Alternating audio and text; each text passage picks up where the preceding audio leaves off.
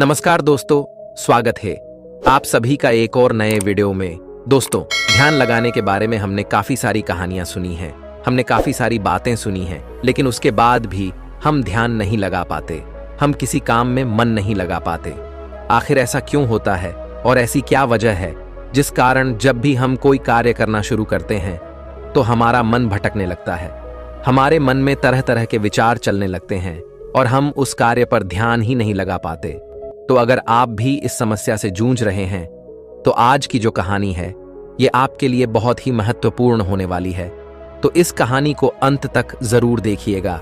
इस कहानी में हम आपको कुछ ऐसे तरीके बताने वाले हैं जिसके माध्यम से आप किसी भी कार्य को मन लगाकर कर सकते हैं और आपका ध्यान भी प्रति सेकंड गहरा होता जाएगा। दोस्तों, एक समय की बात है, एक नगर में एक बहुत ही प्रसिद्ध गुरुवर रहा करते थे। वह बहुत ही विद्वान और बहुत ही ज्ञानी थे। लोग उनके पास अपने समाधान के लिए बहुत दूर दूर से आया करते थे और उनके आश्रम में उनके कई शिष्य भी उनके साथ रहा करते थे। एक दिन की बात है, वह अपने आश्रम में टहल रहे थे कि तभी उन्होंने देखा कि उनका एक शिष्य संस्कृत के कुछ लोगों को एक पन्ने से दूसरे पन्ने पर उतारने का प्रयास कर रहा था, लेकिन बार बार गलती होने के कारण उसे वह सारा काम दोबारा शुरू करना पड़ रहा था। कई बार प्रयास करने के बाद आखिरकार वह थक गया और हार मान ली। तभी उसकी नजर उन गुरुवर पर पड़ी। जब उस शिष्य ने उन गुरु को देखा तो उन्हें प्रणाम किया और अपनी समस्या बताते हुए वह उन गुरुवर से कहता है, हे गुरुवर, मैं करीब 2 घंटों से नए पन्ने पर उतारने की कोशिश कर रहा हूं, लेकिन बार बार न जाने क्यों मुझसे गलती हो जा रही है, न जाने क्यों बार बार मेरा मन भटक जा रहा है। मैं हर बार अपने मन को साधने की कोशिश कर रहा हूं, लेकिन बार बार मुझसे कोई ना कोई गलती हो ही जा रही है और इसी कारण मुझे बार बार यह काम एक नए सिरे से शुरू करना पड़ रहा है। आखिर ऐसा क्यों हो रहा है? इसका जवाब देते वह गुरुवर अपने उस शिष्य से कहते हैं, भंते, ऐसा केवल ध्यान की कमी के कारण होता है, क्योंकि एक साधारण इंसान अपने मस्तिष्क की 99% ऊर्जा को यूं ही व्यर्थ कर देता है। इसी कारण उसका मन किसी भी कार्य में नहीं लग पाता और यही वजह है कि उनसे बार बार गलतियां होती रहती हैं और वह चाहकर भी उन गलतियों को सुधार नहीं पाते और वहीं पर एक सधा हुआ मन इन कार्यों को बड़ी सरलता और सहजता से कर लेता है और इसके पीछे भी कई कारण हैं। तभी वह शिष्य उन गुरुवर से कहता है, कौन से कारण है गुरुवर? तभी वह गुरुवर अपने उस शिष्य से पहला कारण बताते हुए कहते हैं, भंते, आप लिखते वक्त जरूर किसी और घटना के बारे में सोच रहे हो। इस पर वह शिष्य हाँ में सर हिलाते हुए कहता है, जी गुरुवर, आपने बिल्कुल सही कहा। आज सभी शिष्यों की छुट्टी है और सभी अपने अपने कामों से बाहर गए हैं, लेकिन मुझे यह काम मिला है और मुझे इस काम को पूरा करना है।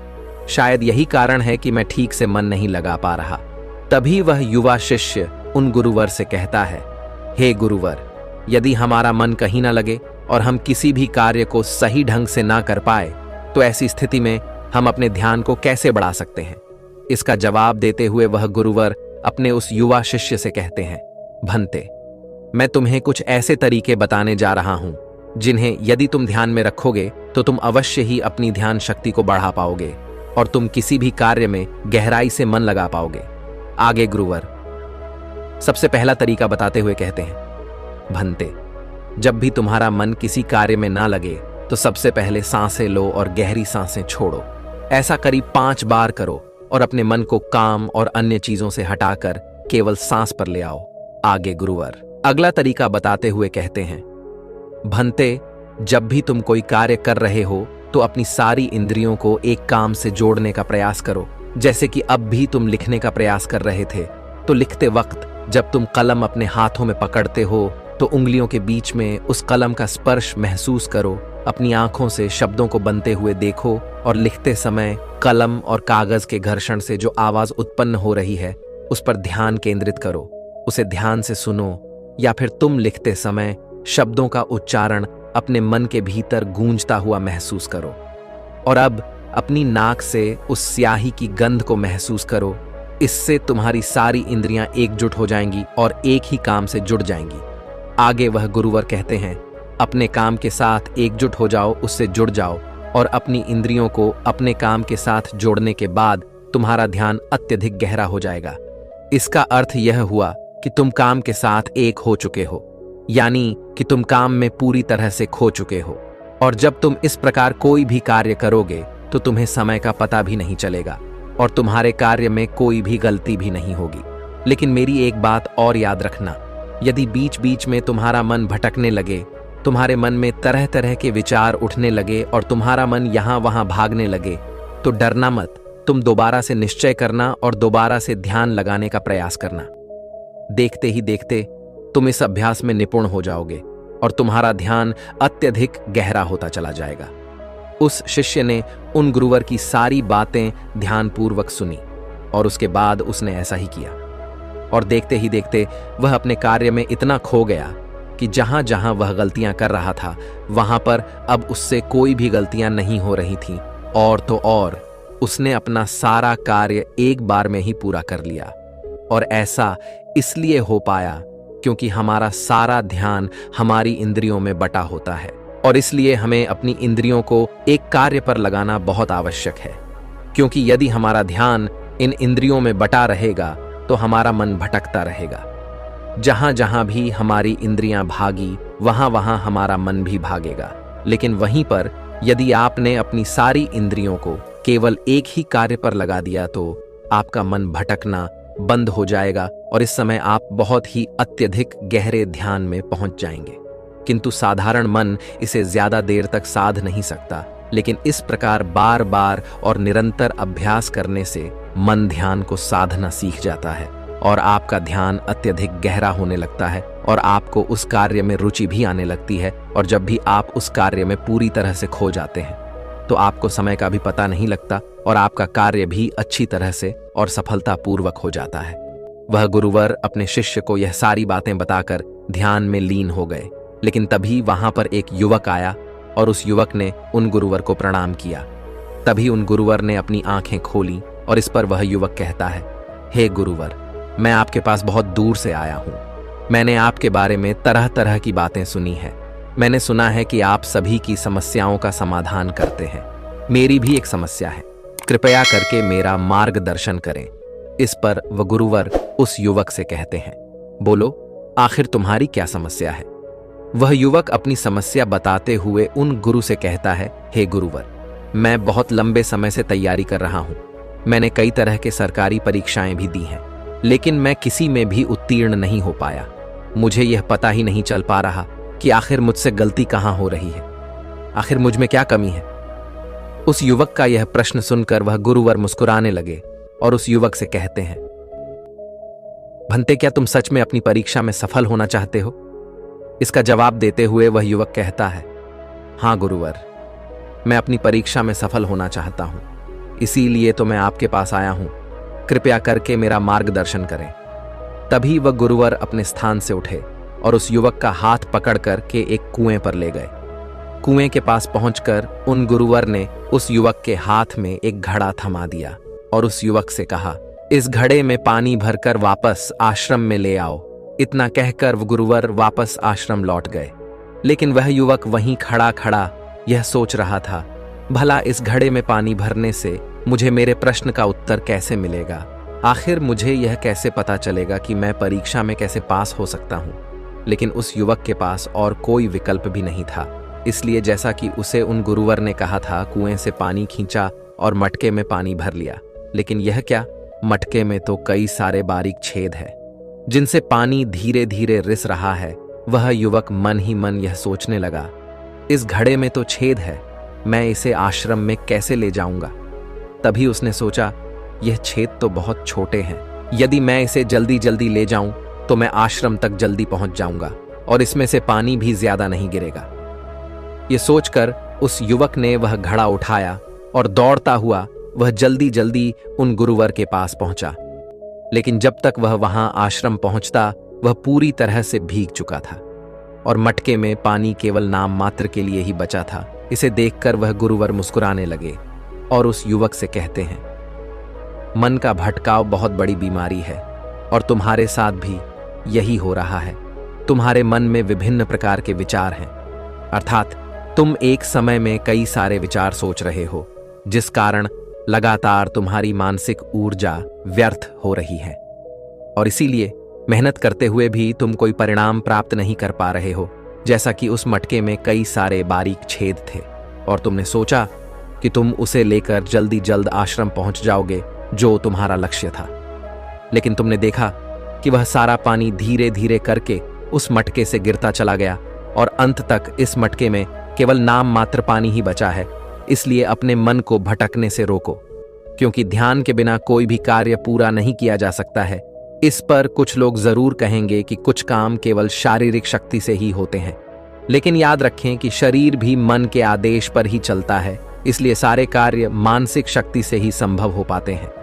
यदि कोई लकड़हारा लकड़ी काटते समय ध्यान ना रखे तो वह एक जगह पर कुल्हाड़ी नहीं चला सकता और हो सकता है कि वह खुद को चोट भी पहुंचा ले। इसलिए जानकारी और हर कार्य का मूल तत्व है ध्यान। और यदि तुम अपने जीवन में कुछ बड़ा हासिल करना चाहते हो, इस परीक्षा में सफल होना चाहते हो, तो तुम्हें एक जगह तो ध्यान लगाना सीखना ही होगा, क्योंकि तुम जैसी आदत डालोगे वैसा ही तुम्हारा मन बनता चला जाएगा। इसलिए जब भी तुम छोटे से छोटा कार्य भी करो तो उसे पूरा मन लगाकर करो। ऐसा करने से हमारे मन का स्वभाव बदलने लगता है और हम किसी भी कार्य में मन लगाने लगते हैं। और यदि एक बार तुमने इसमें निपुणता हासिल कर ली तो तुम्हें सफलता अवश्य मिलेगी। तभी वह युवक उन गुरुवर से कहता है, किंतु गुरुवर, जब भी मैं पढ़ने बैठता हूं तो मन में तरह तरह के विचार आने लगते हैं और मैं मन के उन विचारों में हटा चला जाता हूं। मैं चाहकर भी अपने मन को रोक नहीं पाता।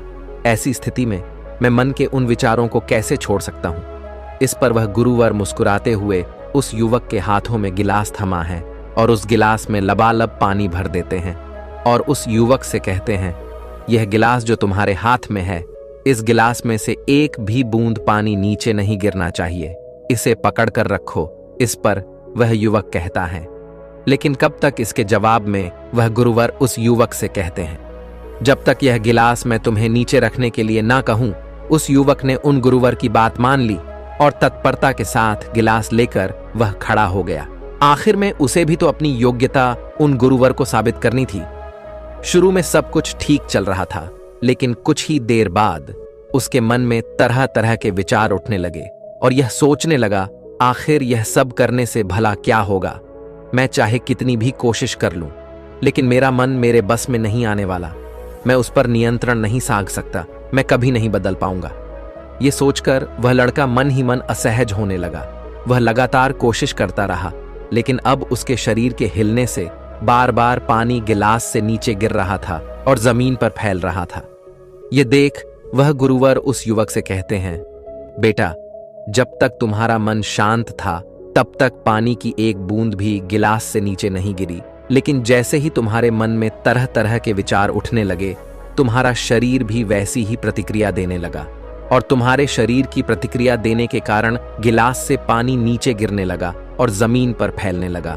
आगे और गुरुवर उस युवक को समझाते हुए कहते हैं, बेटा, जैसे गर्म लोहे पर हथौड़ी की चोट पड़ती है तो वह एक नया आकार लेता है, ठीक उसी तरह से एक विचार छोटे हथौड़े के जैसा होता है, जिसकी चोट से इंसान का शरीर, व्यक्तित्व और मन आकार लेने लगता है। अर्थात तुम्हारा यह मन ग्लास में पानी की तरह है और यह बहुत आसानी से भटक जाता है, विचलित हो जाता है। यदि तुम चाहते हो कि ग्लास में भरा हुआ यह पानी शांत रहे, तो इसके लिए तुम्हें अपने मन को शांत रखना होगा। इसके बाद गुरुवर उस युवक को कहते हैं, अब इस ग्लास को एक बार फिर से पकड़ो और अपना सारा ध्यान अपनी सांस पर ले आओ। सांसों को अपने पेट में, सीने में आता जाता महसूस करो। हाथ में जो दर्द है, जो असहजता हो रही है, उसे जाने दो। मन में जो विचार आ रहे हैं उन्हें जाने दो। खुद को यह याद दिलाओ कि तुम मन नहीं हो, बल्कि मन को देख रहे हो। तुम सांस भी नहीं हो, तुम सांस को देख रहे हो। ऐसा याद करने से विचार आकर चले जाएंगे, लेकिन तुम्हें विचलित नहीं कर पाएंगे। थोड़ी देर तक वह लड़का यूं ही अभ्यास करता रहा और अब तक पानी के उस गिलास से एक भी बूंद पानी नीचे जमीन पर नहीं गिरी। यह देखकर वह गुरुवर मुस्कुराए और उस युवक से कहते हैं, बेटा, बस अब यही अभ्यास अपने काम और पढ़ाई में करना। इससे मन धीरे धीरे शांत होने लगेगा। फिर कोई भी बड़ी चीज हासिल करना मन के लिए स्वाभाविक हो जाएगा। इस प्रकार तुम किसी भी बड़े से बड़ा लक्ष्य को हासिल कर सकते हो। और यदि तुम किसी परीक्षा में सफल भी होना चाहते हो तो यह भी तुम्हारे लिए बहुत सहजता से हो जाएगा। इतना कहकर वह गुरुवर शांत हो गए और वह युवक भी यह समझ चुका था कि आखिर वह इतने सारी परीक्षाएं देने के बाद भी अब तक सफल क्यों नहीं हो पाया। उसने उन गुरुवर को प्रणाम किया और वापस अपने घर लौट आया। दोस्तों, इस कहानी से हमने कई सारी महत्वपूर्ण बातें सीखी हैं। चलिए एक एक करके उनके बारे में जानते हैं। सबसे पहले 5 इंद्रियों को एक काम पर लगाओ, गहरी सांसें लो और गहरी सांसें छोड़ो। ध्यान सांस पर ले आओ और बाकी सारी चीजें छोड़ दो। दूसरी बात, सभी इंद्रियों को केवल एक काम से जोड़ो। कान, आंख, नाक, स्पर्श, हर तरह से काम से जुड़ जाओ, उस काम में एक हो जाओ। तीसरा, यदि ध्यान टूट भी जाए तो इसमें घबराने की कोई जरूरत नहीं। एक बार फिर निश्चय करो और दोबारा से प्रयास करो। दोबारा से अपने काम में पूरी तरह से मग्न होने का प्रयास करो। धीरे धीरे ध्यान गहरा होता चला जाएगा और आप किसी भी कार्य में पूरी तरह से मग्न हो जाएंगे। जब ऐसा होगा तब आप वह कार्य बड़ी सरलता और सहजता से पूरा कर लेंगे। इस बीच जो समय लगने वाला है उसका भी अंदाजा आपको नहीं लग पाएगा और साथ ही ना तो वह काम आपको बोझ लगेगा और ना ही आप उस काम को करने में उबाऊ महसूस करेंगे। आप उस काम में आनंदित रहेंगे, उस काम में आपको मजा आएगा और आप उस कार्य को बड़ी सरलता और सहजता से पूरा कर पाएंगे। दूसरी बात जो हम इस कहानी से सीखते हैं वह यह है कि हर जानकारी और हर कर्म का मूल तत्व है ध्यान। हमें ऐसा लगता है कि मन के छोटे मोटे भटकाव से कोई फर्क नहीं पड़ता, लेकिन बिना ध्यान के कोई भी कार्य संभव है ही नहीं। आपने कभी ना कभी तो यह महसूस किया ही होगा कि जब आप कोई पढ़ाई कर रहे हैं या कोई जरूरी काम कर रहे हैं, उसी दौरान आपके फोन में कोई नोटिफिकेशन आ जाता है, आपका मन तुरंत ही यह कहता है कि चलो एक बार वह नोटिफिकेशन देख लेते हैं, आखिर उसमें ऐसा क्या है। और जैसे ही आप वह नोटिफिकेशन देखने जाते हैं, आपका पूरा ध्यान उस स्मार्टफोन में लग जाता है और आपका अधिकांश समय उसी में बीत जाता है। लेकिन जब आपको यह एहसास होता है तब तक बहुत देर हो चुकी होती है। तीसरी बात, स्वीकार करो और जाने दो। जैसे गर्म लोहे पर हथौड़े की चोट से वह आकार लेता है, ठीक उसी प्रकार से मन के विचार भी एक हथौड़े की भांति है और उनकी चोट से इंसान का शरीर, व्यक्तित्व और मन आकार लेता है। आपने यह भी जरूर देखा होगा कि जब हमारे मन में सकारात्मक विचार होते हैं तो हम बहुत ही पॉजिटिव, अच्छा और हल्का महसूस करते हैं। वहीं जब हमारे मन में नकारात्मक विचार होते हैं तो हम बहुत ही भारी, परेशान और चिंतित महसूस करते हैं। साथ ही हमारा शरीर भी बहुत थका थका महसूस होता है। इसलिए छोटे से छोटे विचारों पर हमें ध्यान देना आवश्यक है। इसीलिए हमें जागरूक रहना आवश्यक है और इसीलिए अनचाहे विचारों को अपने मन में न आने देना, उन्हें जाने दो, बल्कि अपने सांसों पर ध्यान रखो। खुद को यह याद दिलाओ कि मैं मन नहीं हूं, मैं तो मन को देख रहा हूं। मैं सांस नहीं हूं, मैं तो सांसों को देख रहा हूं। जो भी विचार आए उसे स्वीकार करो और जाने दो। ऐसा करने से मन अनचाहे विचारों से मुक्त हो जाएगा और आप एक पानी में पत्ते की तरह पानी के ऊपर तैरने लगेंगे, जिससे आप आनंदित और खुश महसूस कर पाएंगे।